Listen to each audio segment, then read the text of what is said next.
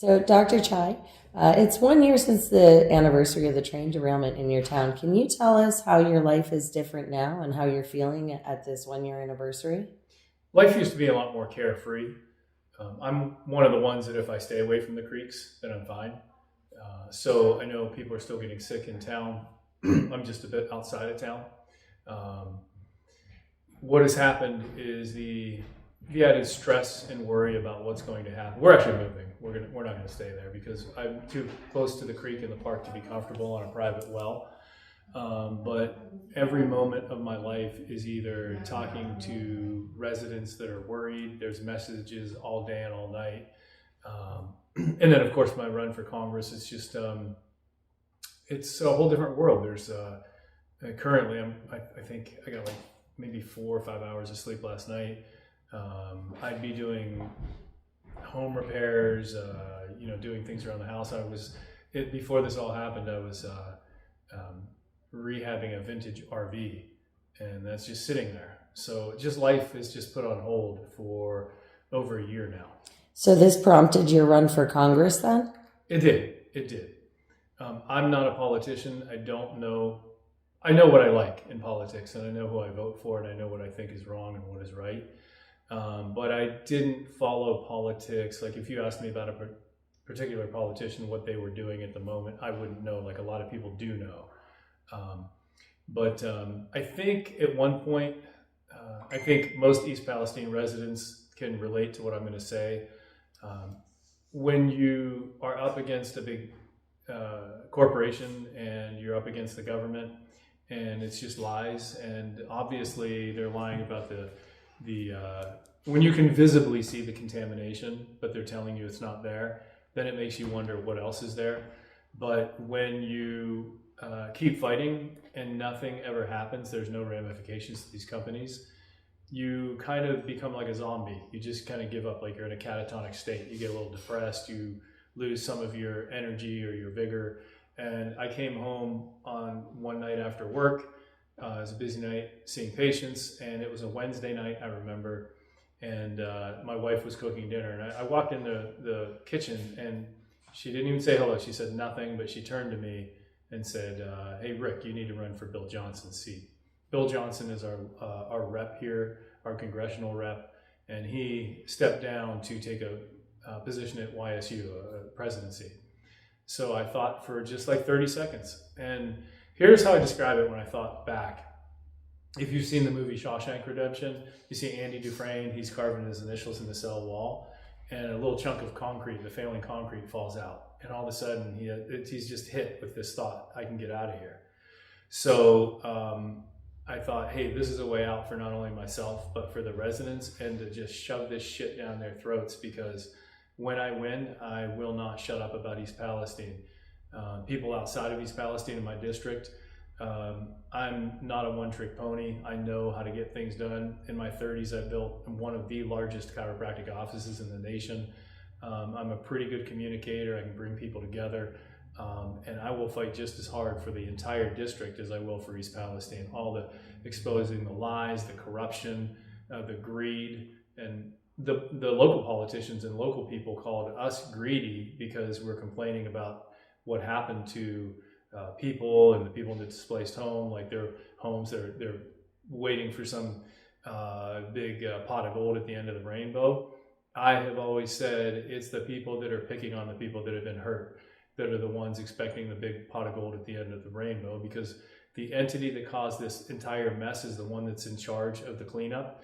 And they're very good at what they do. They dangle these gifts, $25 million park, fireworks displays, carnivals, all to sway public opinion while our land is still contaminated. So I pray to God nobody gets sick 5-10 years from now. People are already getting sick. We don't know if it's from I believe that it is, but that's I was just going to ask if you saw any kind of an uptick in illness just in general in the area here. Well, two of my patients, one of them came down with a rare form of male breast cancer. And if you look at women that worked in factories where they're breathing in vinyl chloride, one of the most, you will see that it causes breast cancer. Did it cause his breast cancer? We don't know. We can't prove causation, and that's just what these stupid companies hope for.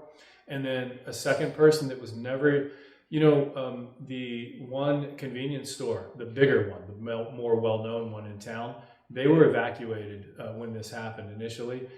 The police evacuated them. The one right across the street, the Marathon gas station, which the trains, over the years I said, man, I'd hate to work here because the train comes, I measured it, I think it's 36 inches from the building. And they fly through there and the whole building shakes. As the police were there, the woman came out of that convenience store and said, do I get evacuated too? They said, no, they didn't say anything.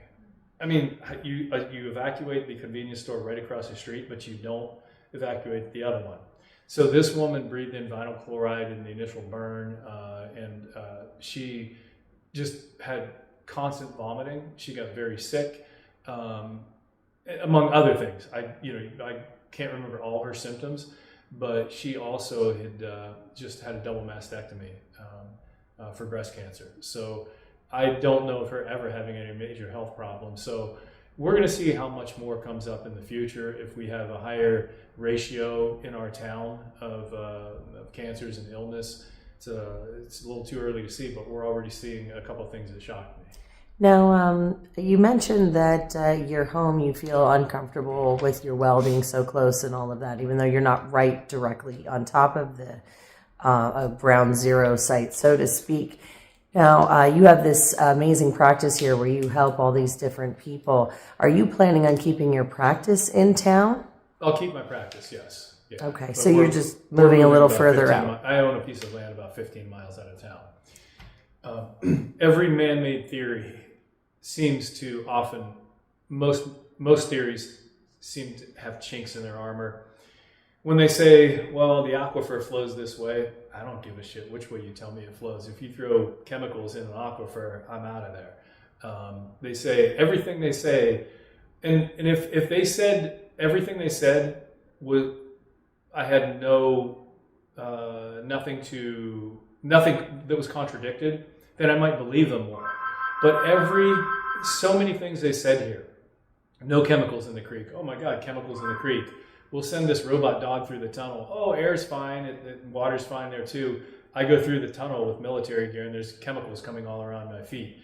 I do blood work on people and it comes up with the vinyl chloride metabolites and benzene. Oh, maybe they pumped gas that day and maybe they cut up onions. So that test, they say, well, that's not a fail-safe test. It's glycolic acid to see if somebody was exposed to vinyl chloride.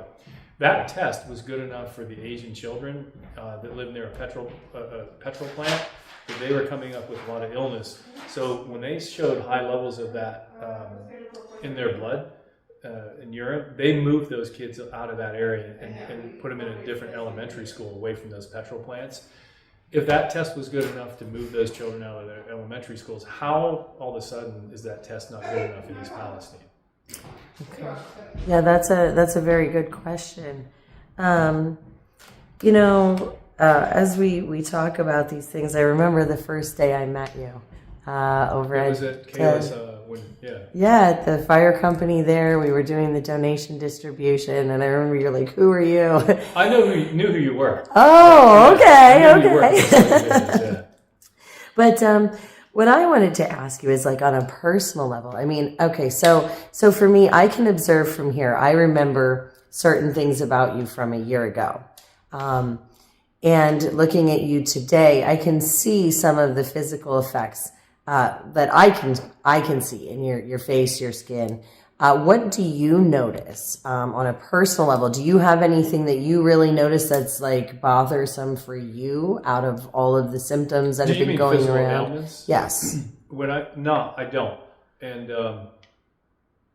now you're scaring me. You're saying you notice physical. No, not. I mean, it's. I mean, I'm not saying like you're not physically fit or anything like that. But what I'm saying is that if I take a picture of you from last year and I take that picture and I put it side by side with this headshot of today, there are going to be some differences that I've noticed, and I've kind of noticed it with a lot of people that I've known in town, sort of like it sounds terrible to say, but almost like a little bit more of an advanced aging from the stress. Yeah. Like a stressful kind of, you see it in your faces. I can see it in the way some people carry themselves. So what I'm saying is do you feel that on a daily, or do you kind of just, all right, it's, it was stressful in the beginning. Now I'm fired up. Like, how do you feel about being like abandoned by the government and being let down? Like, how does that affect you physically is kind of what I'm getting at. Like, how do you notice it? Well, first of all, just let me say that I was seriously ill 3 times from those creeks where I had a welt on my body that had the consistency, if you've ever felt a jellyfish on the seashore, that was on my back showering. Acid reflux. I don't take any medication. I don't take any type of drugs. I've never had acid reflux in my life, and this wasn't just what you would call heartburn. This was acids shooting up into my throat from breathing those chemicals in. Even after I started wearing the military gear in the creeks, anytime these water would splash on me, I have so many photos of rashes on my arms, and it had to be systemic as well because I would have rashes on my chest and neck where I wasn't getting wet from the water. But when I would stay away from the creeks, I would take a couple of times I took a 4 and a 6 week break. Then I felt fine on my property. My biggest fear is having the chemicals get in our well, and we're drinking those chemicals without knowing it. As for how I feel, what drives me is what is going on here, and I see a way out, and I push. My wife says on a given day, she said the other day, "Hey, you tired?" And I said, "Well, I'm exhausted every day. I just keep pushing." So the lack of sleep. My stress level is more of being pissed off and like a controlled anger, whereas a lot of people, there's fear and I'm just angry, and now that I'm working full time and running a campaign, there is no rest. I mean, a lot of times I get, for example, I went to bed at 2:30 the other night. I got up at 5, I think it was. So what's that, 2.5 hours of sleep? So more so just for me, it's the pushing and exhaustion. But I'm okay. I mean, I probably look older because of it, but. Well, again, stress affects everybody differently. And I guess, like I said, I'm sort of an objective outsider. You guys are my neighbors. Obviously, I live on the east coast of Pennsylvania, and we're all the way here on the west coast, the line here between Pennsylvania and Ohio. And, this obviously affected several towns. So, being able to see it from an outside perspective, like I said, I've been watching you guys. I've been trying to follow you guys because this whole community is very special to me. I mean, we've all gotten to know each other pretty well, and I love you guys to death, and I worry for you and I pray for you guys so much. But again, when I see these things and I see, I've noticed there's a difference too in the demeanor. I don't know if you noticed that yourself, in how people are very, very tired. They're just tired of fighting. They're feeling very defeated. Have you guys gotten any kind of relief here whatsoever? Other than some small groups bringing in water donations and things like that. Have you guys gotten any relief from the government or anything to help out since we've been here last? No, we haven't gotten one penny or one bottle of water from the government, from the federal government. I think you're aware. My wife and I we're pretty proud of, just like you. We were able to raise over $70,000 for the residents, and we're the only people that I know that every single penny went directly to the residents. A lot of these. Well, first of all, there was a big one that had fraud. That was the legislative advisor of my opponent, and he worked in his same office and his good friends. He took the money, so that was a big scandal. But of the other ones that were in town, townspeople don't know what happened to that money. I kept saying, you can't eat a park bench and you can't pay your rent with flowers. Help the damn residents, and that's what we decided to do. As for the federal government, no, they put Norfolk in charge, and our stupid governor, and actually our local government too, and The federal government says Norfolk's doing a fine job. So it's basically zero accountability for anything that's happened. Then you guys are just kind of stuck in this awful loop. They are cleaning the crash site. I still contend that the chemicals didn't say, "Oh, there's a big blue building. I don't like shade, so we're not going under there." I still say that that's highly contaminated up at the crash site. When there's fog or rain here and the town smells like an open can of paint, there's something wrong. So I'm not going to say they haven't cleaned some of the crash site, but I was watching Deborah Shore, the District 5, District 5 of the EPA that is in charge of our area. She was talking about yesterday, there was a special that came out on our town, and she was saying, I'm just going to make up numbers because I don't remember them. Norfolk has removed 5 million tons of dirt. They've removed, who knows, like 10 million gallons of contaminated water. That sounds like a great thing. To me, that sounds freaking scary. 10 million gallons or whatever that number was, it shocked me, of contaminated water. Well, my question is when they remove it, where does it go? Well, that's the problem. Coshocton, Ohio now refuses to take it. They've got a really good fishery, and they're just... Here's the ironic part when you ask me that. Now these other states and also counties in Ohio are refusing to take this water that they're going to inject miles into the ground in injection wells, okay? They're refusing to take that, but now Norfolk says they're going to take that water and they're going to release it into our creeks. Are you aware of that? Wow. Oh yeah, I was not aware of that part. That's new. No. So they had a town hall, a meeting in city council, and people are in there saying, well, what do you mean they're going to put, first of all, if you put that water that they're not even going to take and put miles, that people are refusing to put miles into the ground, and you're going to release it into our creeks, first of all, who's doing the testing? Who makes the standards? What are you putting into our creeks? Are you responsible for Negley, Ohio, and all the places down south that we're polluting them now? And you know what their answer was? Well, you know how much you're going to save on your water bill, because when they release that into the creeks, they're going to pay us, and we're going to put that towards saving on your water bill as well. But wasn't the idea to remove the chemicals from the ground to begin with? So now you're going to remove them from the ground to put them back in the ground. They built a makeshift water treatment plant, which there were rumors from the very beginning that was coming. Norfolk, no, don't be ridiculous. You conspiracy theorists, that's never going to happen.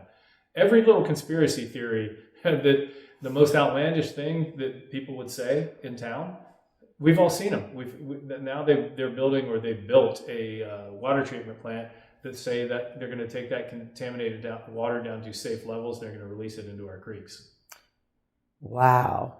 So that has to be very, very concerning just on other levels, I'm sure, for people that are even further out than just these towns. Because, absolutely.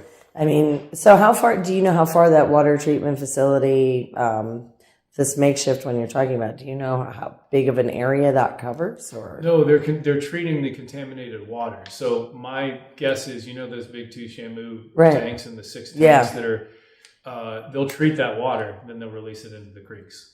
Wow. So just think about that for a second, guys. These guys have had zero help. They're telling us that Norfolk Southern is left in charge. That's what you're saying, right? So what would you, if you could have something at this point, if you could have a remedy of some sorts for your town, for everybody, if you could come up with something that you think might be like a restitution of some sort, do you know what I'm saying? What would that be to you? What would that look like to you? So a restitution, I didn't even think of that word before, but here's the word I just thought of when you thought of that, or you said that. More of a reckoning. How about a reckoning? When the first wave of press came into town, we thought we were going to get help. The whole world's going to be on us, eyes are going to be on us, and nothing happened. Because the second the anniversary, press comes into town, everybody gets excited. Let's do this again. Although there was less excitement this time because we've been screwed the first time, and a lot of people didn't even want to talk to press. I actually have a great respect for you and for everything that you've done. I have watched you go play in those creeks, and I have to tell you, it's scary to watch because I know when I played in the creek, I left here with an eye infection. And my whole eye blew up, and I was so scared. I thought I was going to lose the vision in my eye. And I remember that so profoundly, and how I, every time I come here, I get sick for days when I leave. Even coming into town, I didn't smell it this time. I got little whiffs here and there. But I noticed around the outsides of my lips were burning. My knuckles were starting to burn. So I noticed little things just, again, like having not been here for a while and coming back.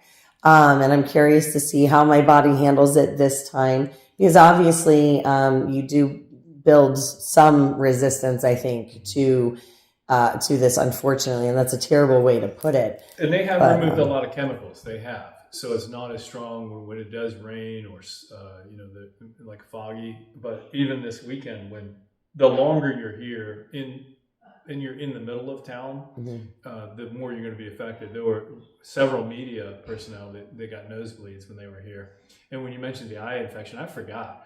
I don't get acne, but when I was going in the creeks, I would get, you'd almost call them boils. Like I have pictures of like these. I was just so scared for you when you were in it, even with all that hazmat gear.